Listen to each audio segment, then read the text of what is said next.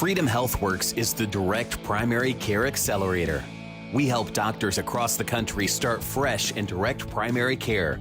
With Freedom Healthworks, you work with a team, not a checklist. Visit freedomhealthworks.com and together we can achieve true freedom in direct care. Today we have a very special guest, Dr. Paula Muto, who is going to be telling us about her answer to the age-old question of, when I stop taking insurance and when I opt out of Medicare, how do I put food on the table while my direct care practice is growing? She started a very innovative company called UBERDOC and has grown it nationally. And so again, like I said, I get excited about everybody we get to talk to, but this is an episode where we really get to provide a solution to a problem that affects a lot of physicians out there who might be addicted to their paycheck and can't find the light on the way out, know they need to make a difference, they know they need to make a change. And so now we're actually providing solutions to go along with the belief and really the adherence to the direct care cause. So Dr. Muto, thanks for joining us here on Healthcare Americana. Well, thank you for having me. Delighted to be here. Now, your company, UBERDOC, you're doing some very interesting stuff. And just to hit the nail on the head here and get out of the gates quickly, whenever we are helping physicians start up, the vast majority of them say, hey, this is great. If I get pre-sold, 50 memberships and then have to grow from there, I'm still not making as much money as I did before, even though I hated my hospital position. Are there any options for me as a direct care provider or direct care physician? Once I opt out of Medicare, can I do any telemedicine? Is there any other supplemental income sources for me? And a lot of the times we say, yeah, maybe we'll look into some, but it seems like you might have an answer for those people. Well, I think we might. And I say that only because the world's changed, right? And medicine started, so many years ago. It was your practice and your patients, and you had a nice file cabinet with all of their records, and you followed those patients from, especially the primary care doctors would follow them through their whole life cycle. And when they were sick, they attended them in the hospital. And then when they were dying, they attended the family, oftentimes at home. Our system kind of it became decentralized in many ways, right? The doctor now is relegated only to the office. When the patient is very sick, a group of other doctors take care of those patients. And those doctors work in a hospital, which means they work for the hospital. So now we've begun to shift the accountability. The patient is now no longer paying the doctor, the patient is paying the hospital pays the doctor. And the doctor is taking one farther step away from that equation. And so then doctors in their offices, I don't have to go into it, we all know all the market forces that are against doctors in general. Not just doctors that work in hospitals, but doctors that work for themselves and doctors that work, period. Medicine has been under an onslaught of miscommunication and misunderstandings that has put a lot of doctors economically in tough positions where they have been forced to, whether it's access to electronic records or access to a network or access to insurance companies, that they've had to lose and more of that autonomy, and again, stepping another step away from the patient. And every single time we step away from our patient, we put a distance between us that's hard to connect. So technology comes along and can change the equation. Everything in our life, you can push a button and get it at your doorstep, right? You can push a button and see any movie you want on television now, right? You can push a button and get your favorite food delivered to your door.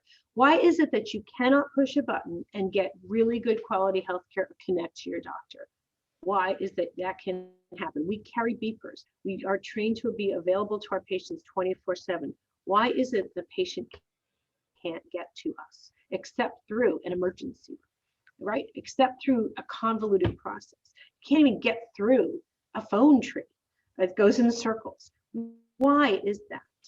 So here we are faced with this untenable situation. 52% of physicians are burnt out. We lose so many doctors in their prime. I say prime because they're experienced, they're well trained. It takes them 30 seconds to eyeball something and know the answer. Yet those are the very doctors we are losing in this whole process. We're training a whole level of inexperienced mid-level providers coming on the other side of things.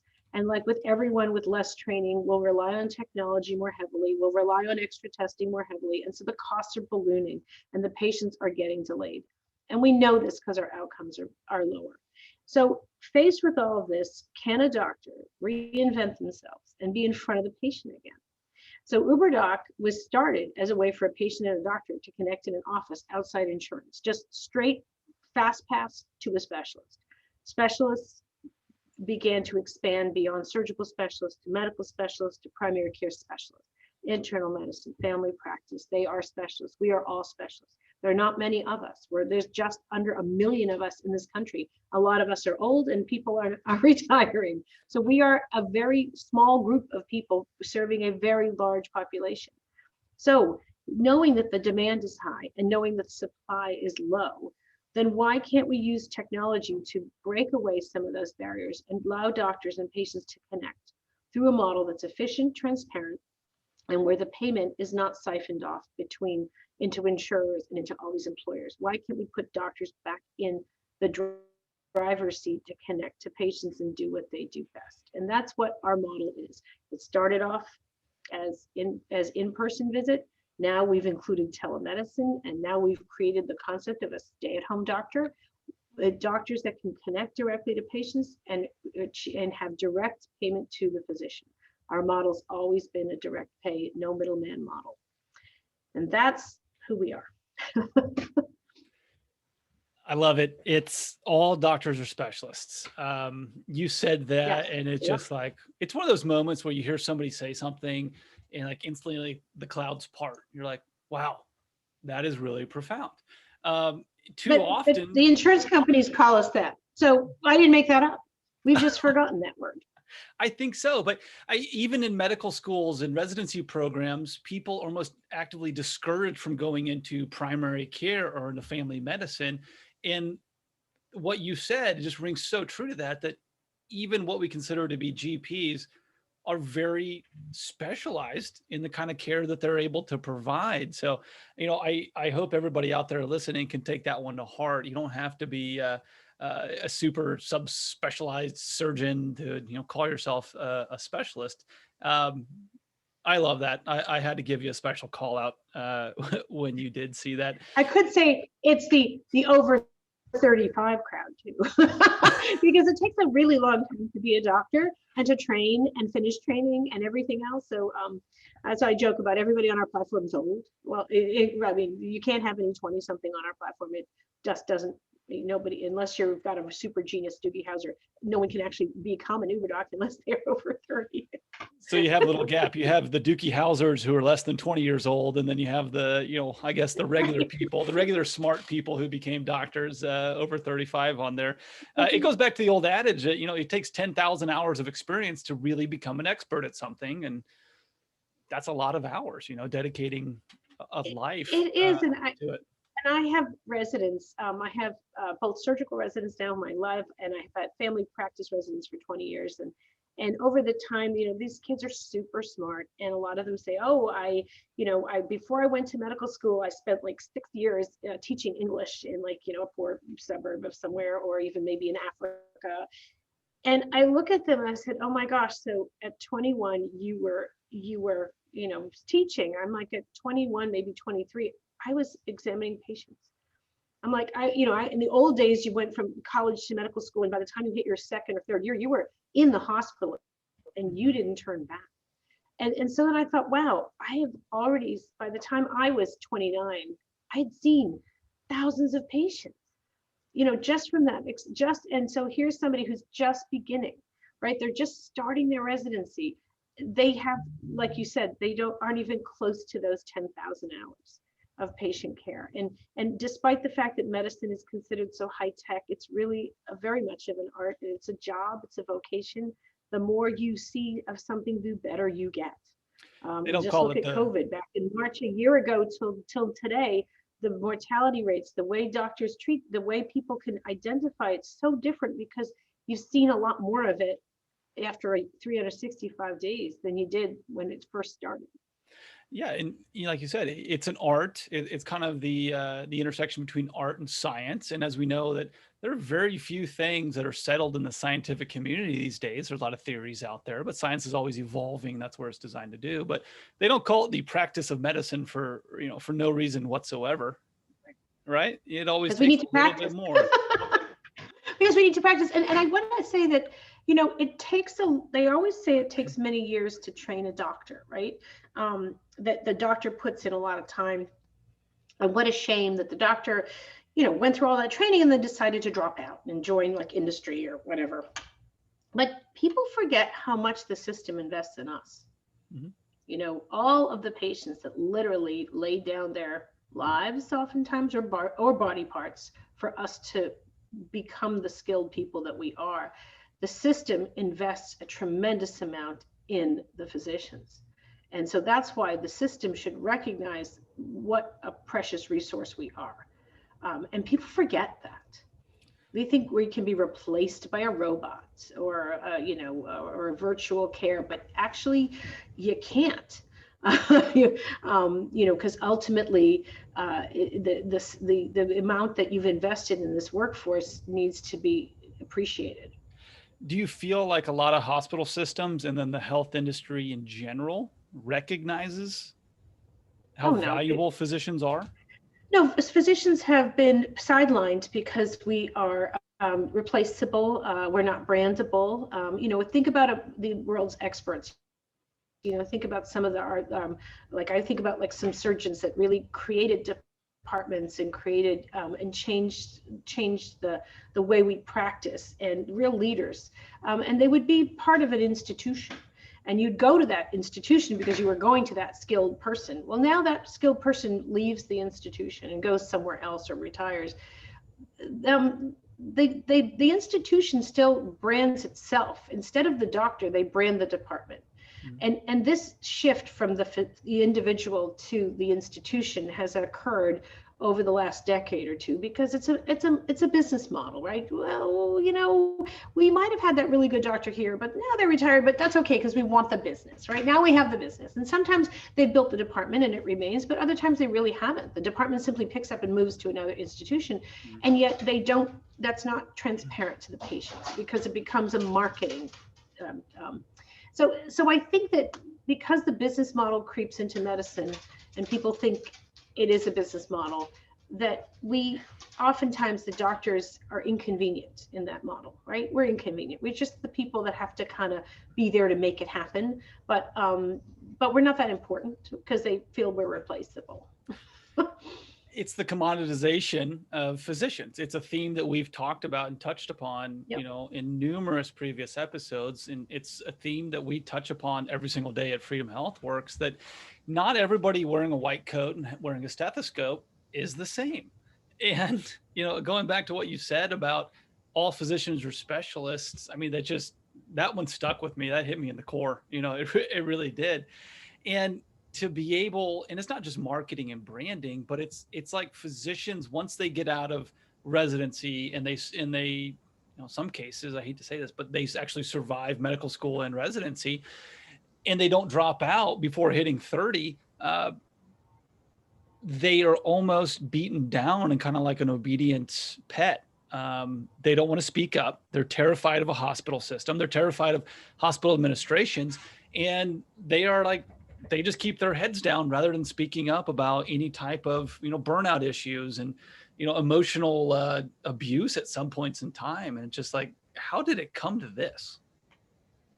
Well, I think that there are many reasons why it came to this. And again, it has to do with that kind of hierarchical model of the big business world. And the doctors kind of brought it upon ourselves a little bit too, because when the electronic records and when there was competition and with the expansion of the ACA, there was a bit of a land grab. So doctors were kind of like aligning themselves with institutions. They were choosing teams, choosing sides. And in my community, especially, we had two hospitals 2 miles apart. One was an independent kind of inner city hospital, always kind of struggling for some state aid and so forth. And the other one was a Catholic hospital that went and got purchased by a for-profit group. So you had that in the same community. The doctors were then split between the two hospitals, but as specialists, there weren't many surgeons, so you had to kind of cover both hospitals. And your patients would wherever the ambulance took them, they were 2 miles apart. But it became so competitive between these institutions that they became it. If you weren't, primarily associated with one hospital, you were economically penalized. In other words, they put you out of network and they made your patients pay more. And I kept thinking that's just unconscionable. The CEOs of the hospitals should have been held responsible, because hospitals are public trusts. You don't say that my fire station's better than yours, and you don't ever say that you're not going to lend your firefighters to the town next door because they're out of network. And this is what happens all over the country, where you have these hospitals that become so competitive, and they think that we're going to just draw walls around us and moats around us and keep patients in. But what they're really doing is keep people out. And they mess with the outcomes, because you can't have, you have one trauma surgeon covering two hospitals, and now you're down to 3, instead of 10 surgeons covering both hospitals, you're down to 3 covering each. That's not a safe situation. We have been sitting back. You're right. You can't object because there's no channel for us to complain. The chief medical officers are employed by the administration, so they don't represent the doctors. The chief of medicine and the chief of surgery, they are, we call them affectionately bobbleheads, right? Here they sit there and just agree, and they try, and I give them credit for trying, but it's a very, very difficult situation, but I call it public safety. But I think we've come full circle, because technology will solve all of these issues and make a lot of this irrelevant. And that's where totally agree. Telemedicine is here. The cancer pill is here. There's just so many. I operate out of my office, something I used to do in the operating room. There's so many things we can do now for our patients that don't require the giant system anymore to make it happen. And I think that's really what's going to impact the change. Like you said, it's a miracle in itself that now patients, can talk directly to physicians. So it's all come full circle from decades and decades ago, where, the town doctor came in, showed up with his little black bag and came in your house. And now we fast forward, and physicians are finally breaking through the walls, or I don't know what they had before. Instead of giving patients their actual numbers,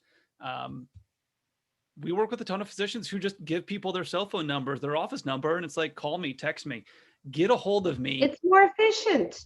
It's more, rather than call my answering service and have them, call.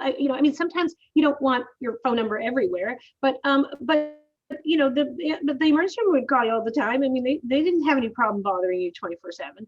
I think that one of the interesting things about where we're at is that when we started UBERDOC, it was about find the doctor who's nearby and available, right? In other words, we were trying to transcend the networks, transcend the restriction, and just find, why go 45 miles when there's a very good doctor 2 miles away that can take care of you? Mm-hmm. So that's where UBERDOC really started. The word access now changes, right? Nearby and available could be nearby. It could be now somebody that could be available via telemedicine. I still believe the best care is local. You always want to make sure that doctor who sees you via telemedicine could also potentially see you in person if that specialty existed, or if that, if it made sense. But I think that with digital healthcare, we can transcend a lot of these obstacles. We can decrease the overhead for doctors because they can see patients. Even in my own surgical practice, I can see post-ops nicely without having to bring my whole office in. So you can save on overhead. At the same time, you can leave room in your waiting room for patients that really need to be seen, that you need to lay your hands on. Medicine is still a contact sport. We can't forget that. It is very much a contact sport, but communication is the hallmark for medicine. And with all of these changes in the last decade or so, communication has been deemed irrelevant. You can communicate through an electronic record. No, you can't. You can't tell the patient's story with just checking boxes. Patients don't shoehorn into these narratives. You have to tell the story of the patient that they tell you. That's very much part of medicine. So I think I'm thrilled with digital healthcare because I think this is a fantastic opportunity for doctors. I want to spend a little bit more time. Absolutely. I want to spend a little bit more time, diving into UBERDOC and the platform. We're going to take a quick break, hear back from some of our amazing sponsors here on Healthcare Americana, and we'll be right back after this message. Hi, everybody. Welcome back once again to Healthcare Americana. I am your host, Christopher Habig, talking today with Dr. Paula Muto. And we're talking about UBERDOC, and you mentioned earlier that all doctors are specialists, and I got to give you credit. You're just dropping some gems out there.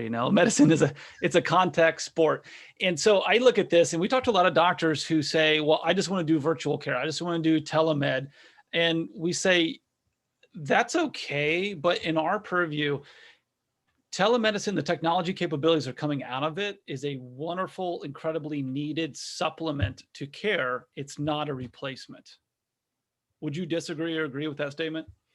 So I think that medical care, again, medicine at its core is about the connection, and it's about touching a patient and understanding their physiology. So yes, I think that it's a tool to give a doctor a virtual examining room on top of their regular examinings.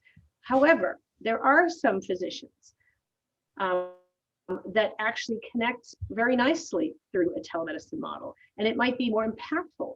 I think of behavioral health, psychiatrists, psychiatry, finding a patient in the comfort of their home, rather than to get out of their where they're at, finding them at that moment of crisis. There's been good data to show that psychiatry with a telemedicine model is extremely effective. I think that there are some specialties that are very underpopulated, like say, for example, rheumatology. Rheumatology, there's like maybe 4,000 rheumatologists, and there are 8 million people with gout. So you have a complex condition and you can't get into a rheumatologist. It takes you like half a year to get in any places, to be able to take people with tremendous expertise and these patients have been worked up well by their primaries, and they need to just get that second opinion through someone who's really going to take a good history from them. And because they've seen 10,000 of these patients in the last 6 months, they might have a better answer for them. That those are opportunities where, again, the continuity of care occurs at the local level with their family doctor or whoever that they're seeing, but that second opinion can be a telemedicine opinion. I think that in terms of primary care with their patients, I think people still need to see somebody. I think it's important to, take shoes and socks off, look at feet. I'm a vascular surgeon. I want everybody's legs looked at. I also do general surgery. I want everybody's breast examined. I fight with my residents all the time, my family practice residents, who tell me, Dr. Muto, it's not cost effective to do, you don't have to do a breast exam. It's like, really? You don't? You're just going to rely on an image. Right. And it's like, and you don't think that there's at all any operator dependence on images. You just think you wave a magic wand and every mammogram is the same, or every ultrasound is the same, or every CAT scan is the same. So there is that sort of dependency in some of the younger doctors to depend on technology. There is nothing more important than the first words out of a patient's mouth. The chief complaint, 95% of the time, will tell you what's wrong with the patient. And that is not, I didn't make that up. That's been for centuries. So I think that we run a little we have to be careful when we throw digital medicine and as a replacement of what I would consider real medicine and good care, because I think it's a tool that doctors would use in the right circumstances. That being said, there's a lot of stuff out in the marketplace to consumers. Call up and talk to me, and I'll give you, a prescription for your erectile dysfunction or for, an anxiety pill. And I think those models are not really, that's not where telemedicine needs to be. Telemedicine needs to be in the hands of the end user. The end user are the physicians, and it's a wonderful tool. And if the doctors control this tool and not get dictated to by other, like electronic records, by technology, if we control this and we evolve this and we develop this, it'll be a fantastic addition to our practices and a source of revenue as well. When a resident says it's not cost effective to do this type of exam, and you mentioned this, put yourself in the patients and be like, well, what the heck are you talking about? Like, what do you mean there might be an issue here that you're not going to investigate further, right? Well, I have to say that a lot of the residents, go before they become in medical school, they get their MPH, right? They get their master's in public health. So they come into you with an MD and an MPH. And I always say they're instantly in conflict, inner conflict immediately. Because they'll say, well, Dr. Muto, you have to treat 8 patients before 2 are going to benefit. So I said, okay, come into my examining room. Which one are you not going to treat? I said, patients don't come to you saying I'm number 9. It's hard. It's confusing. I keep telling them public health, you're treating, 1 or 2 individuals on the basis of the benefit to everyone. How many patients do you have to vaccinate to benefit the population? But medicine is the reverse. You take all that information out there and you apply it to that single patient in front of you. That's your responsibility, is that patient, not the population. And I think we tend to get confused with that often. And that's so I tease my residents quite a bit when I say, which examining room are we not going to open the door today? And say sorry. It's very profound, and you're seeing it in real world applications, and this is one of the problems I have with population health in general, is that on the topic of colon cancer. So I'm in my mid 30s, and while the national guidelines are saying I'm not at risk for it, last time I looked, men in their 30s have the highest or fastest growing rate of colon cancers out there, yet we're not scheduled to get examined for another 10, 15 years. And so something like that, when you stop treating people as an individual and looking at a case by case and just try to do this one size blanket, one size fits all approach, it makes you scratch your head a little bit, like you were saying, thinking, well, wait a minute, which one of these patients are you going to go in and say, shoot, sorry, my camera, can you hear me okay? Or is that just? Yeah, I can hear you. Okay. This happened to me before where my camera just clicks off. There we go. Battery operated stuff, darn it. Anyways, I'll give Taylor edits this for us, so he'll have a fun one with this episode. But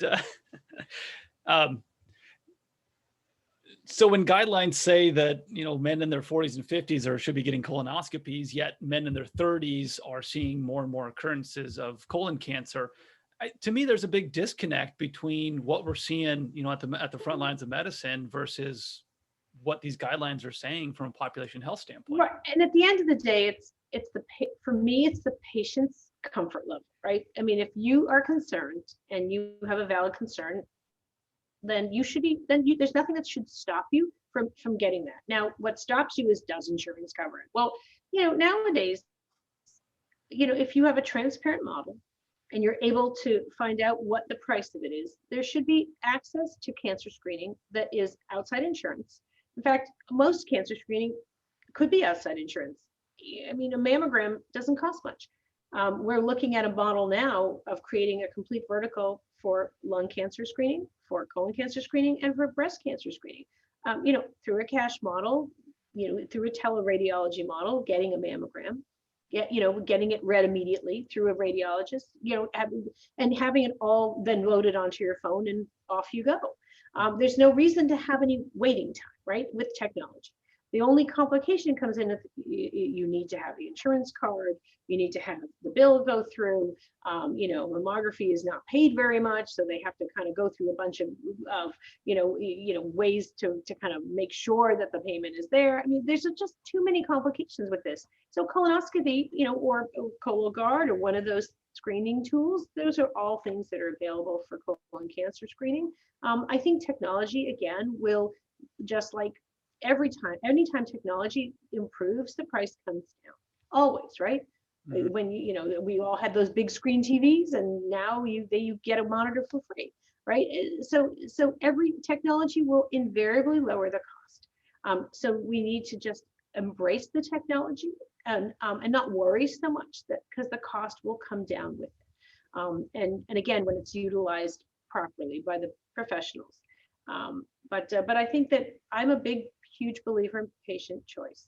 I think Mhm. patients should have access to their records. I think they should hold their records. I don't think that any institution or office or or a company should have a portal that you have to have 15 passwords to get to. I think that's crazy. I think patients have right to their record. I think patients have right to choose. If you don't want a colonoscopy at 50, you have that right as well. Mhm. Nothing is as sacred as your own body, and the only right to choose that we protect is women's right over their wombs. Well, what about your right over your colon? I think everybody should have a right over their bodies. I mean, frankly, I say, why do we stop at a woman's womb? Shouldn't we think about other bodies? So I do think that our system takes away a lot of choice on the patient side. Again, as we've created that separation between doctor and patient farther and farther away. Patients also, as well as doctors, have been pushed to the periphery of the priority, Mhm. which is weird because we're what make up medicine. A fifth of our country's economy is on the interaction between one patient and one physician.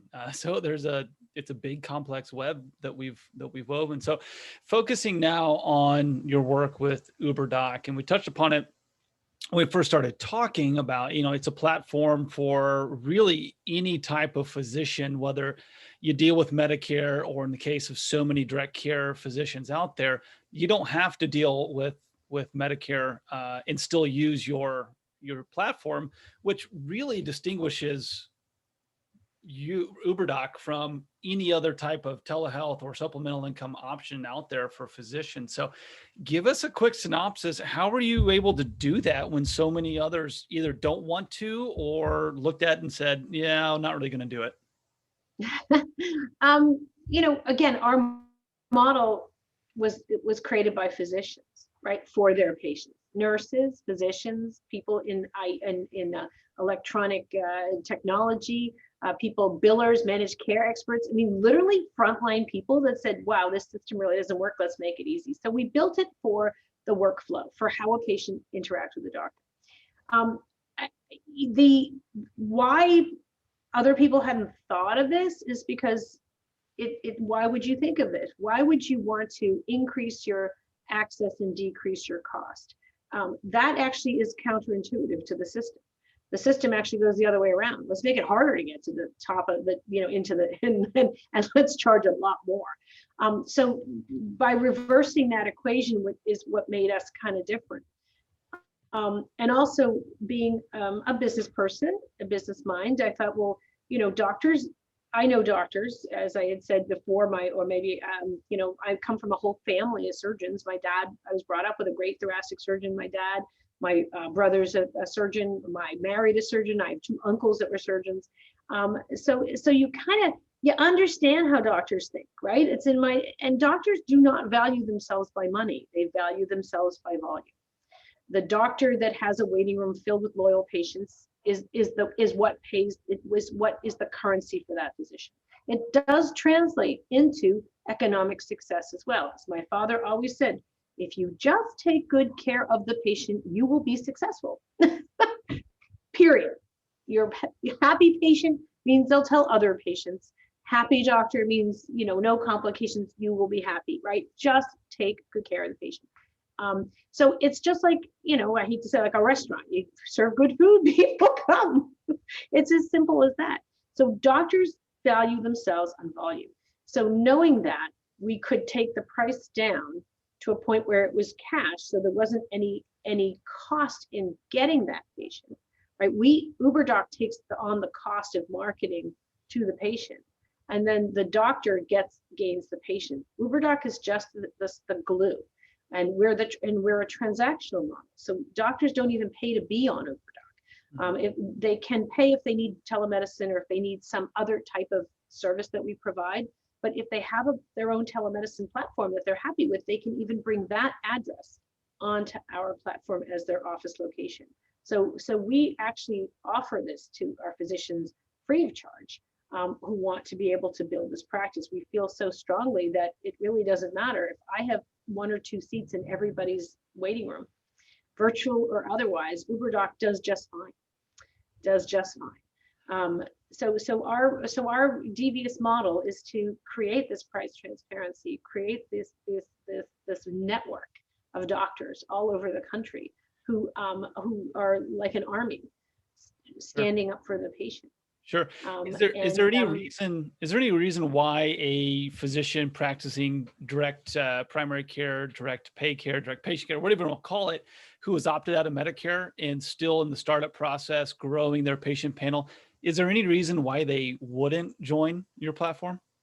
No, we try to make it frictionless. We don't want we made it so there isn't any reason. It's not why join UBERDOC, it's why not, right? Why not? And we are at the beginning stages too, but in terms of the sense that we are national, we have close to 4,000 doctors, but how many patients know about UBERDOC? Mm-hmm. But how many patients, once they hear about it, will know about UBERDOC? That's the joke. We were on television once very early on. We only had 45 specialists, surgical specialists, and the platform flooded. So I knew this was going to work. The hardest part is when you build something, you want to make sure you have availability, right? You don't want people seeking appointments. And that's what we're finding now. Patients keep coming to us and say, I want a gastroenterologist in this Texas, and we don't have one there. Or I want a primary care in like Oklahoma, we don't have one there. So it's like, but we can get one. I mean, it's like, sure, why not, right? Why? That's the best part. And I'll have to say that the cool thing about this network, there's a lot of cool things about the network, is that doctors of like specialties come together, which is cool, and offer, I like to think of it as like the 21st century or 21st century doctor's lounge, right? We don't have a doctor's lounge anymore, right? We don't get to talk with each other about our patients because we're so detached. But this is really cool. This network of UBERDOC has created this new network of where all the pulmonologists can talk together and all the surgeons can get together, kind of and share patients as well. The exciting parts about UBERDOC are that we are chronic care model. There's a lot of nursing homes and chronic care facilities that don't like to transport patients, and it's really costly.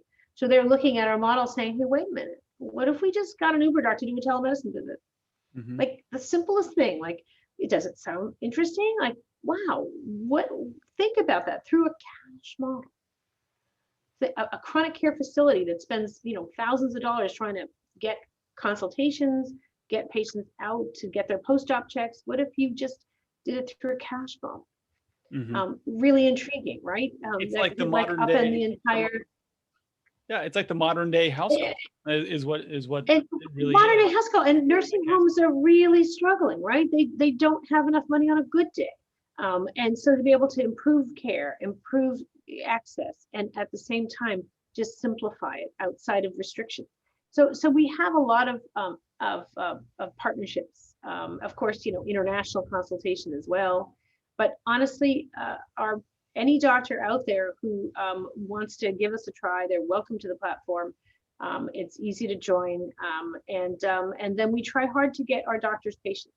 And that is my goal for the next few months, is to get UBERDOC's name out there to the patients so they know that there's a choice. And that's why we want our community to be built as large as possible. And it's just all about who do you work for? You don't work for UBERDOC. Right. The patient pays you. You work for the patient. It's that simple, right?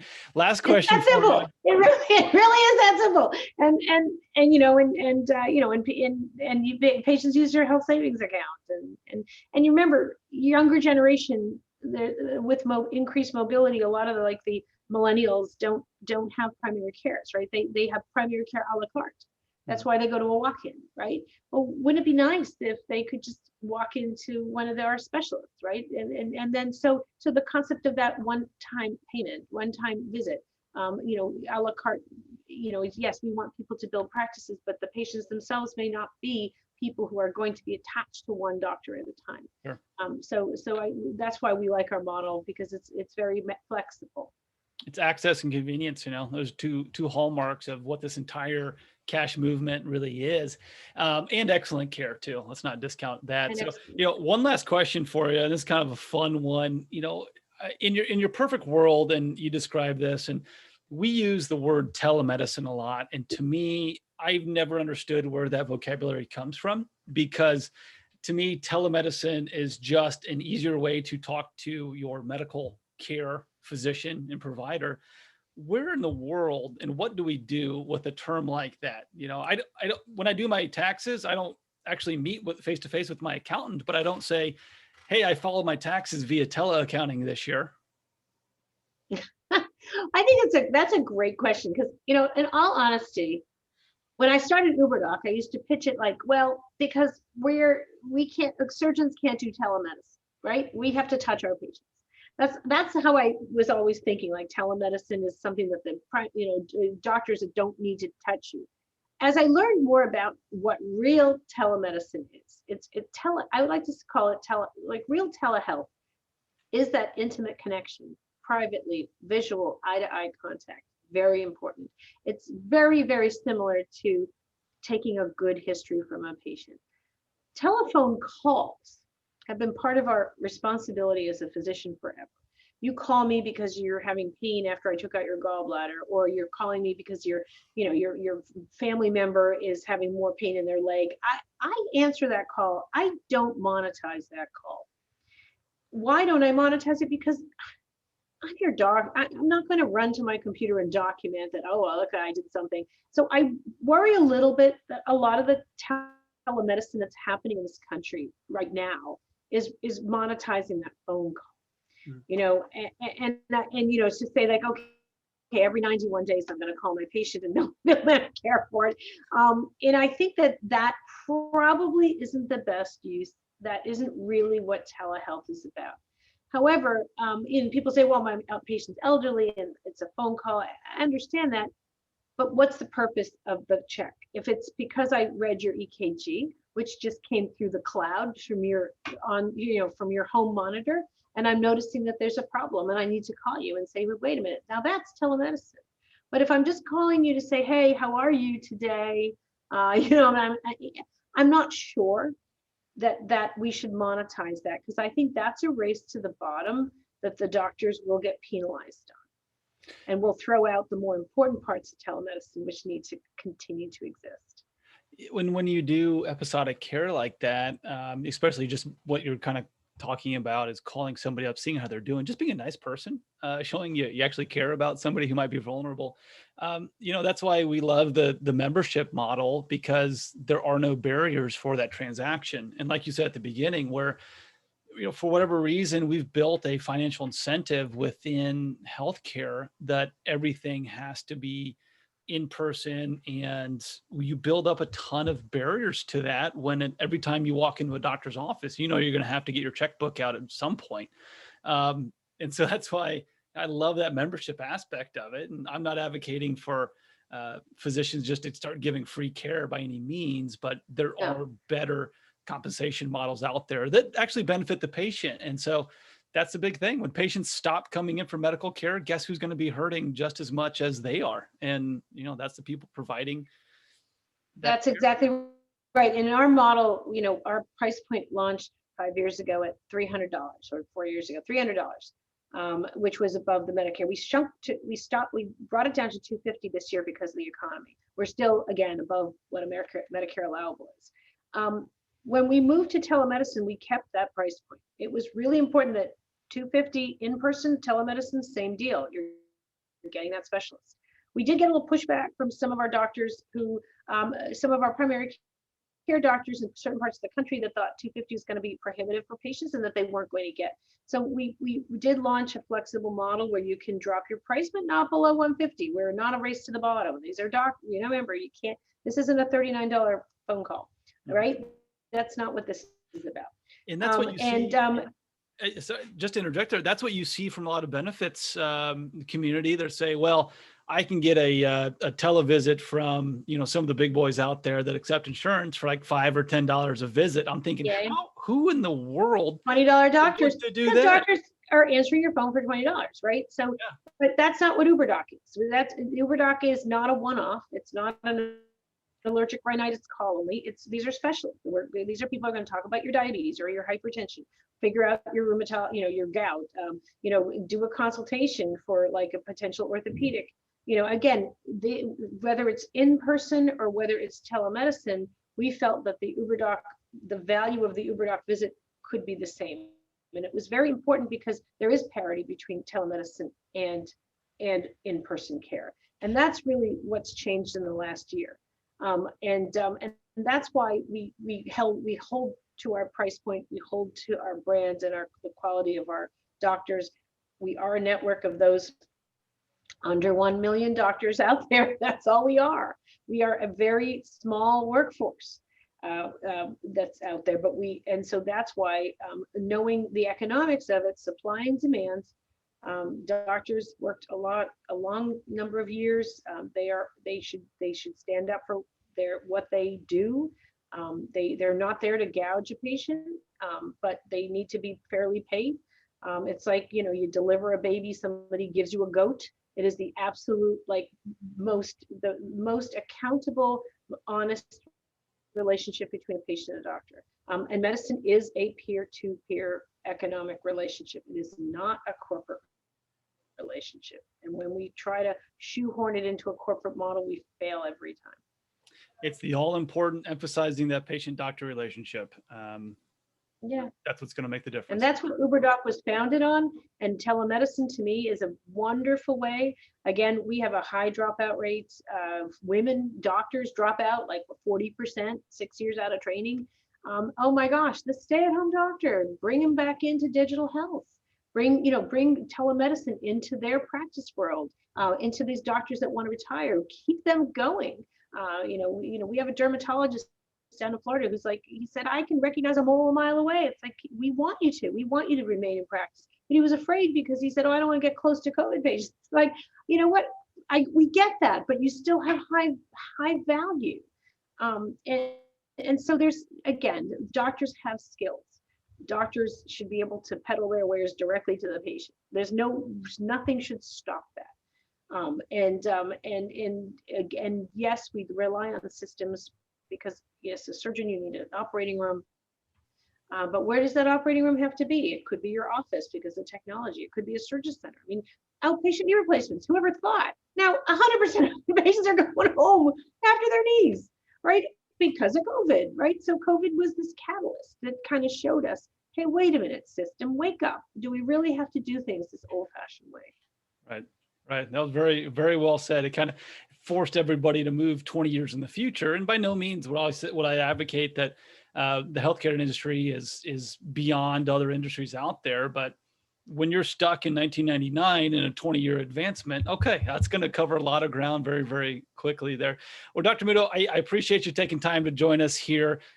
Wish you the best of luck. And once again, thanks for providing an option and a platform for a lot of physicians out there who are tired of running on the hamster wheel, tired of the rat race, and saying, you know what, there's got to be a better way about this. And for anybody in the direct care world listening out there, certainly check out UBERDOC.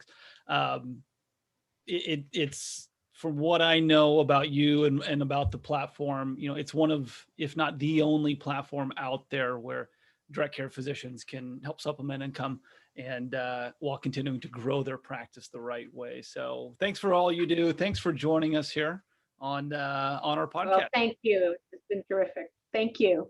Hi again, everyone. This is Chris. At Healthcare Americana, we're always on the lookout for great stories to tell in the healthcare industry. And we'd like to hear yours. Check out healthcareamericana.com and send us your ideas for episodes or if you'd like to be a guest. Thanks again for listening. Hope you enjoy it.